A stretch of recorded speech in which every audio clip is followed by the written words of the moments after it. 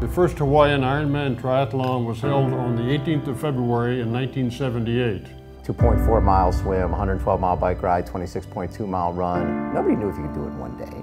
Nobody knew if you could do it. The feeling that you get when you arrive on that island is something like no other.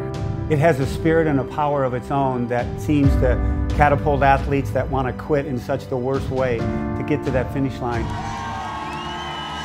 It's evolved and grown, and yet at its absolute core remains the same.